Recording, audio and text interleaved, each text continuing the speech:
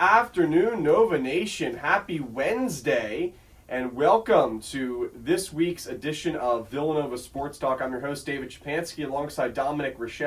Dom, we have a lot to get to today, but first of all, I know tough loss last night. We're going to get into it on Hawk Hill, but how are you doing today, buddy, besides that tough loss last night? It's hard. It's hard to watch sometimes, but, I'm good. It's a good Wednesday. The fall weather's hitting us, which is nice. Brisk this morning when I got up at 7:30, but feels good. But last night was brutal. It definitely was. Yeah, it was brutal as the wind hit my face this morning. I do not like the cold weather. I know that you like the crisp fall weather. I do. But I have a medium, pretty heavy coat with me today. And this loss last night, of course, we're dealing with it here at Nova Nation, and a lot to get to over this next hour. So just kind of want to break down, preview what we have coming up over the next 60 minutes. We'll start with Villanova men's basketball. And I'm sure towards the end, when we recap the poll questions, we'll tie back in to last night. And then, of course, we'll also talk about women's basketball. They started out the season with a nice win against Wake Forest on Sunday. Dominic and I were on the call along with Paul Quinlan. And we'll preview, because they have a big game tonight up in North Jersey, taking on Princeton. And then we will kind of end today's show with talking about football, and we'll have coverage for you on Saturday at Monmouth. Big game for the Wildcats coming up on Saturday after a nice win against North Carolina A&T this past Saturday. And, of course, you can get involved on my Twitter at WXVU David S. We have 5 poll questions for our listeners today. Our first poll question is, what concerns you the most about Villanova men's basketball? Turnovers, defense, late game struggles, or the coaching? Question 2, will Villanova men's basketball defeat Virginia on Friday in Baltimore at the Hall of Fame series? Yes or no? So far, those results are surprising to me. Poll question number 3, who was Villanova women's basketball's player of the game on Sunday against Wake Forest? Brona Power Cassidy, Jasmine Bosco, or Maddie Weber? Poll question number 4, will Villanova women's basketball defeat Princeton tonight in New Jersey? Yes or no? And poll question number 5, I'm sorry, there were 6 poll questions. Yeah. Poll question number 5, how many passing yards will Connor Watkins have this weekend against Monmouth? 1 to 75, 76 to 120, 121 to 125, or the fourth option, 176 plus passing yards. Question number 6, as of right now, who wins the CAA conference in football? Richmond, Villanova, Delaware, or Rhode Island? We'll share our thoughts throughout the show and at the end. So, Dom, a lot to get to, so let's just jump right in, right? Villanova men's basketball, tough loss last night against St. Joe's, and we had a little student media gathering watching this game, and it was really tough, especially at the end of this game. So many things to talk about, at this loss, right? The final score, 83 to 76. First time that St. Joe's won on Hawk Hill in a long time. I had that date pulled up, and I feel bad that I brought it up and didn't have it pulled up again. But I believe it was 2012. I will check on that. 2011. So the last time St. Joe's won on Hawk Hill, December 17th of 2011.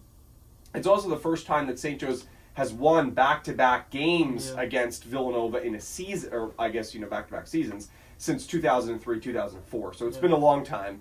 And Villanova slowly losing their status in the Philly Big Five. I would actually say not slowly. I would say it's pretty quickly deteriorating. It's gone, I think, by now. Yeah, I think it's deteriorating pretty quickly. They've lost 4 straight games against the Big Five. Yes, terrible. It was Penn, Drexel, St. Joe's. So they lost 4 in a row. Yes, yep.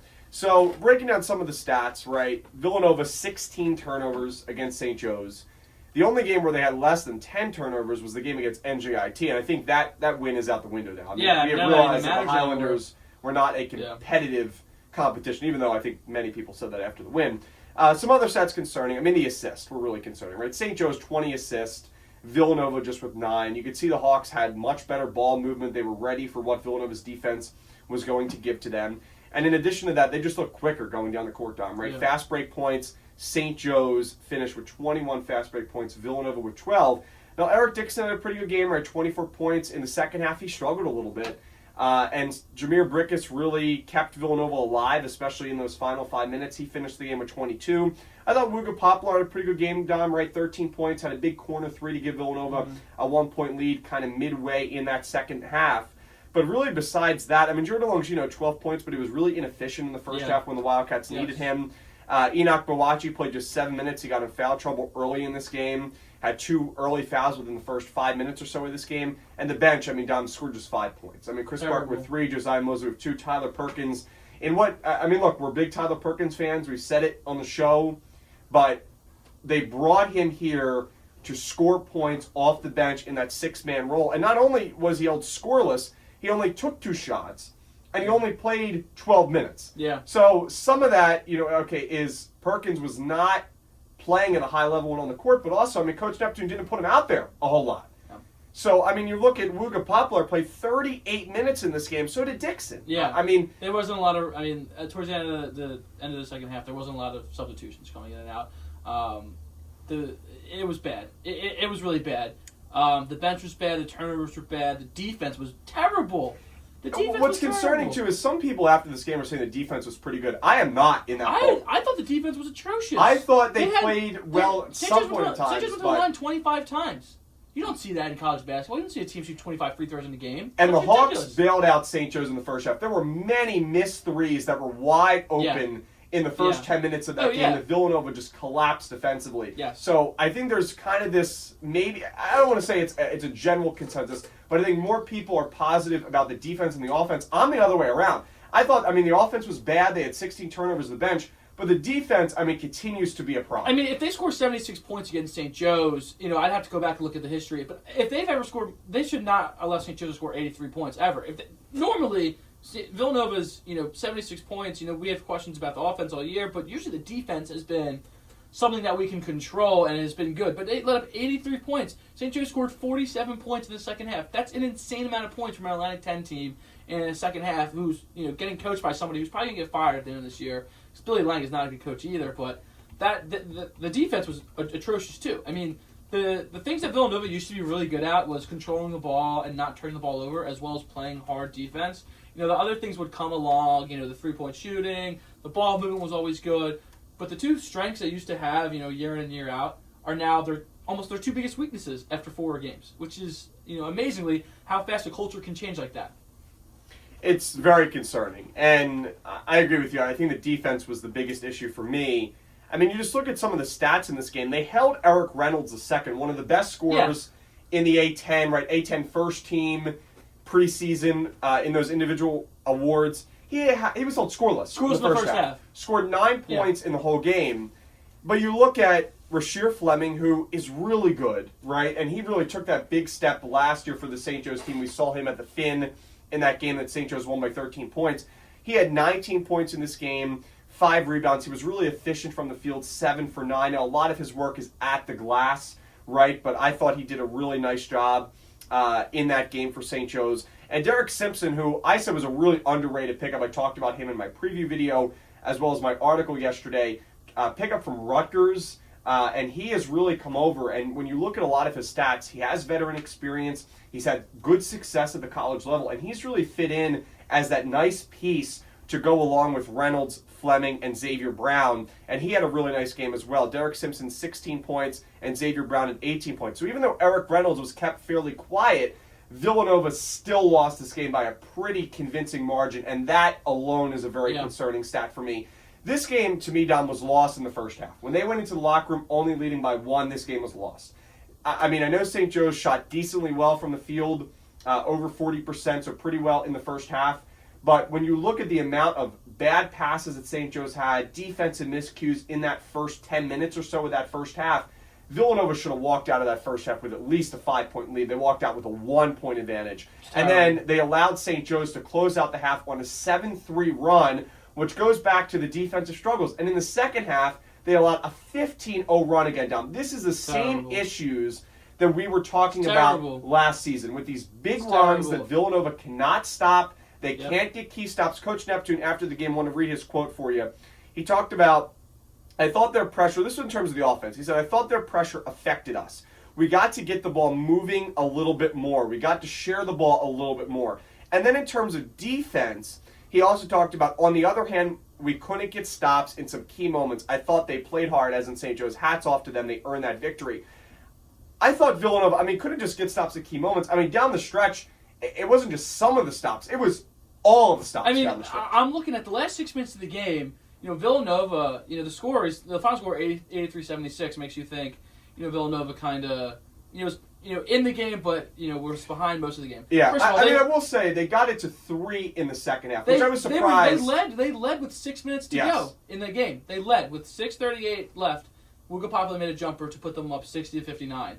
After that, St. Joe's scored 24 points in the last 6 minutes of the game. Now, that is atrocious. 24 points in 6 minutes to an Atlantic 10 team when you're a Big East team that prides themselves on hard defense and, controlling the game, controlling the way the game goes, with long possessions, with not turning the ball over. It's just completely went out the window. The last 6 minutes of this game were atrocious because they couldn't stop SJU from scoring. They couldn't do it. There was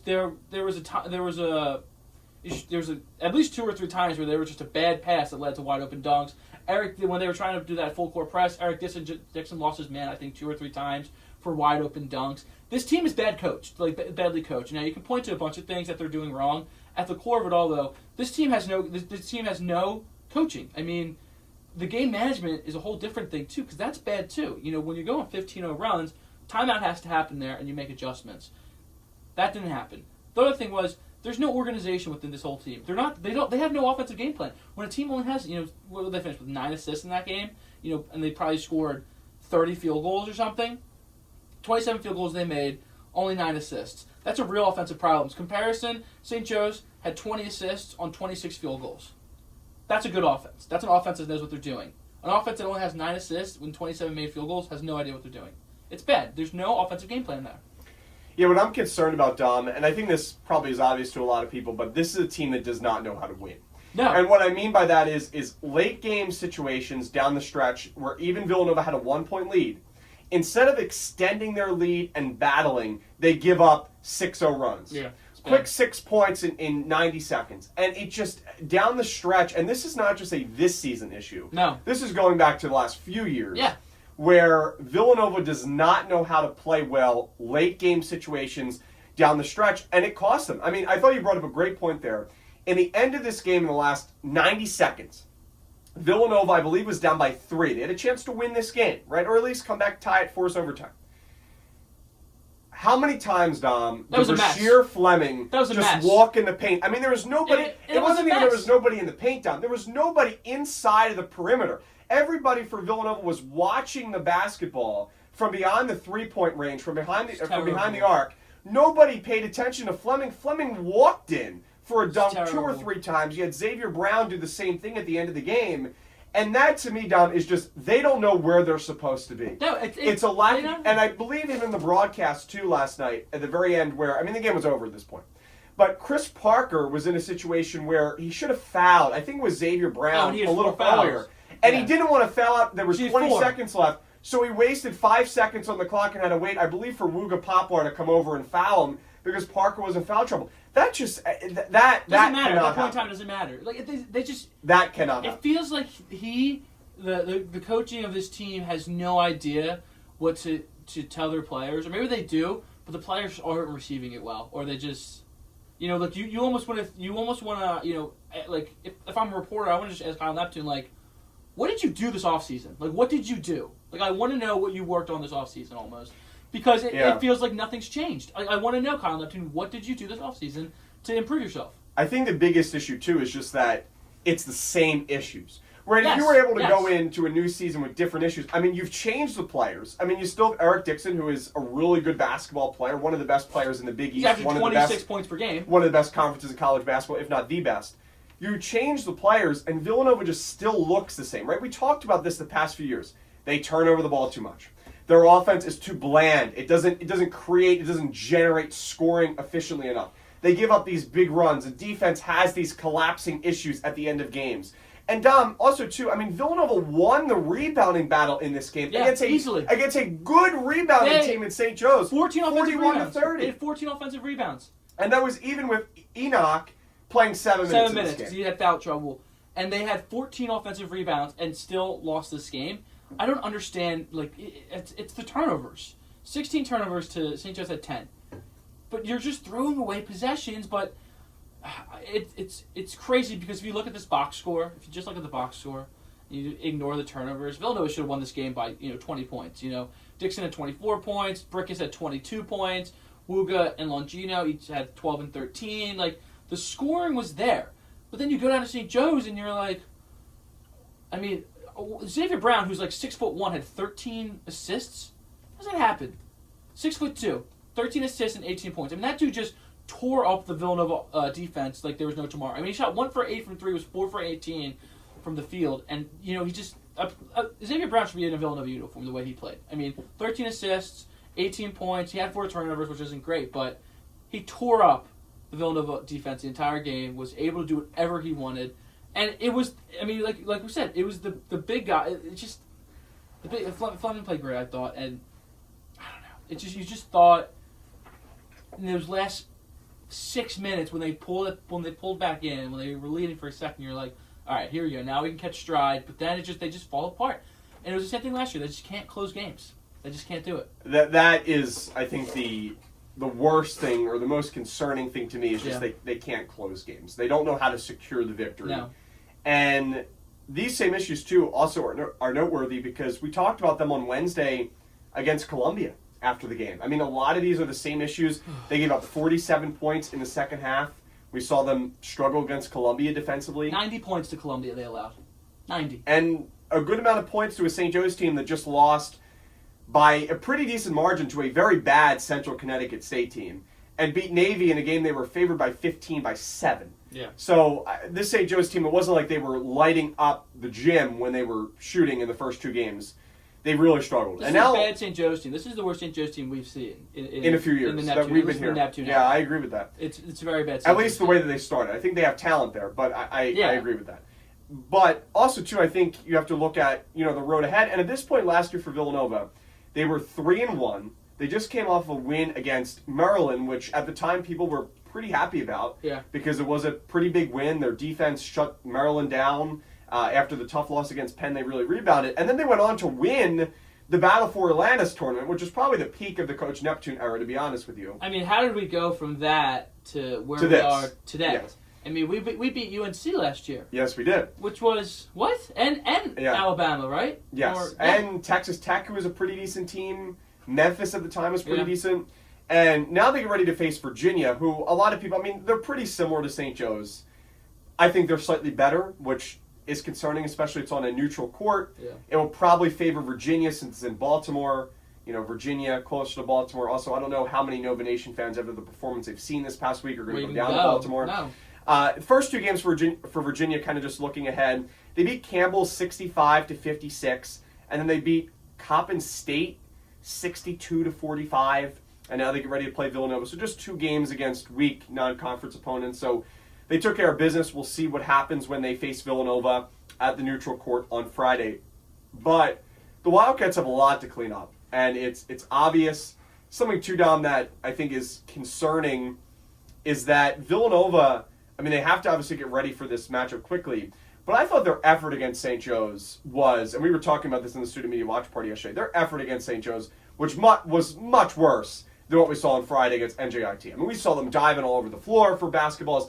We saw that a little bit yesterday, but it just looks like that their kind of energy was much more kind of pulled in yesterday. And I don't know if it had something to do with this game being at St. Joe's, almost similar to a high school environment of how close it is, packed into that arena with a student section right at the base of, the arena. There's no really rails, anything, that is separating the court. I don't want to use that as an excuse. Yeah. But Villanova's energy was just at a much lower level than it was on Friday against NJIT, and that showed. And I'm not saying they didn't try. That's not what I'm saying here. I'm just saying I thought that their effort was much less, and it was noticeable. Don't want to say all the players, too. I thought Dixon, like I said, Poplar, Brick has played really well, but I thought it was noticeable at times in this game. What are your thoughts on that? I agree. I think that is sort of a top-down thing where Neptune's not a huge... I mean, Neptune will complain on the sideline a lot, similar to what Jay would do. But he's also very not... He never sort of seems to have a sense of urgency. Same with the way this team plays at times, where they really don't... they'll be down by 8 points with 2.5 minutes to go, and they'll be walking the ball up the floor. I think at times they just play like they're in no rush when they sort of need to be. And that was more of the vibe I got from this game, is that this team doesn't realize that even at the end of the first half, where I forgot who hit the 3 for Villanova, and then to put them up 4, and then St. Joe's came right back. Brickus went on a run there. He had a couple. Yeah. I don't know if that was the same play you were talking about, but there was end of the first half was a lot of Jameer Brickus. And then it was going in the locker room, Villanova was up 1, and it felt like stuff needs to change, and then the second half started, and nothing changed. There's no sense of urgency or, almost adjustment. I didn't but I didn't notice, there wasn't enough diving on the floor, which I thought there was a good amount of it still, but it just felt like there was no urgency, and that's sort of been a constant theme for me too. I think that comes from Kyle Neptune too, where they'll be on a 15-0 run like they were last night, and nothing changes. His game management is bad. He doesn't call timeouts to the right place. It feels like he thinks that Villanova will win this game somehow, and then it's 30 seconds left and they're still down, and it's like, oh, now we need to panic. His game management just hasn't been there for me, and I think that sort of extends to there's no really sense of urgency from the players to make sure that they're controlling the game and winning the game. Like, even though you're up by if they led by, I think Villanova was up by maybe 6 points at one point in the first half, extend that lead. Extend that lead more than that. Just keep going. They don't have almost like a killer factor in them that a lot of Villanova teams, used to have. Even Colin Gillespie had that killer factor when he was here, my freshman year, but they just lack that killer factor almost. I think that's a good way to put it. Urgency, probably more than energy. But I think a lot of it, too, in terms of Coach Neptune, is that we hear this a lot from coaches nowadays. Let the players figure it out, right? They'll figure it out. It will help them in, situations down the stretch. And I don't agree with the philosophy, but it is his coaching philosophy. We've seen it the past 3 years. It's hard to change that, right? He's gotten to this point, right? Was an assistant coach, went to Fordham. With that as his philosophy, he's not going to change it. Regardless if you like it or not, agree with it or disagree with it, it's not going to change. So Villanova, they have to make a decision, of course, on how to move forward. And I do want to be clear, because we've said it before, this is not just a Coach Neptune issue. I do believe that there are other factors into this that have led to where Villanova is, as I've said the past few years. But I think the coaching is a big part of it because the same issues come up even with different players. And that is concerning. And it is what we're hearing from talking to students, talking to Nova Nation. It is the general consensus of it's the same thing. Yes. And it's very repetitive, and it's getting to a point where people are not watching it. No. It's you know the outcome before the game starts. So before you say your rebuttal there, Dom, just want to say if you'd like to call in, we'll be taking phone calls here on your thoughts for Villanova men's basketball. You can call on our station line 484-301-5335. Again, the phone number 484-301-5335. We're about to transition to women's basketball, but kind of just final thoughts. And what do you think about Friday's game, Dom, against Virginia? I think they need to win Friday. I think they need to win every preseason game that they play against opponents that they should be beating. Like Villanova should be 4-0 right now. Obviously, they lost to Columbia and St. Joe's. There's no excuse for them to not be 4-0 right now. Friday they play a Virginia team that, again, they lost their head coach recently. Tony Bennett, I think, retired a month ago, 2 months ago. This team's kind of all over the place. They're 2-0 right now, but they've played Campbell and Coppin State, right? So who even are they? This is a game against a Power 5 opponent, first one they'll see this year. So hopefully they win this game. Can they instill confidence in me with a win? Not really. I'm kind of lost on them until they get to maybe Cincinnati, who is ranked right now. But until then, I'm kind of 2 losses in the first 4 games is bad. If they win out until Cincinnati, maybe I'm back in. Virginia, Penn, Maryland, Rider, all teams they should beat. We'll see. Winnable games. All like winnable you games. said. All winnable games. But for now, Friday needs to be a win. If it's a loss, I won't be surprised, but needs to be a win. I agree with that, Dom. And I will say I think they are going to win on Friday. I hope so. That is my instinct, but I think that a lot of people, we'll talk about the poll in a little bit. Yeah. I thought a lot of people will be more on the no side so far, more on the yes side. And I think it's because, you look at the way they responded after Wednesday's loss. Now, albeit NJIT not a very good, basketball program. Yeah, but they responded. Exactly. And I think that, unfortunately, it takes a bad loss for them to respond. That's a sign of a bad team, though. But we'll see what happens on Friday. And again, WXVU will have coverage. Beginning at 4:30 p.m., we'll be down there in Baltimore. Stephen Kane and I will have the call. 5 p.m. will be tip-off from the Hall of Fame Series in Baltimore. Really cool arena, really cool thing they're doing. I believe there's other Hall of Fame Series games in Baltimore after hours. So hours is kind of the entree. Actually, probably the appetizer before the 7:30 game. I forget who's playing in the 7:30 game. But also, I believe there's a Hall of Fame series in Las Vegas. So pretty cool of what they're doing, trying to get some programs together and have some competitive games. So Villanova again on Friday, taking on Virginia. We'll take a quick break here on Villanova Sports Talk. We come back, we'll break down Villanova women's basketball. They are 1-0 in the season. Dom and I will talk about the win against Wake Forest, and we'll preview their game tonight against a tough Princeton team in New Jersey. We'll be right back here on WXVU, the 89.1, The Roar.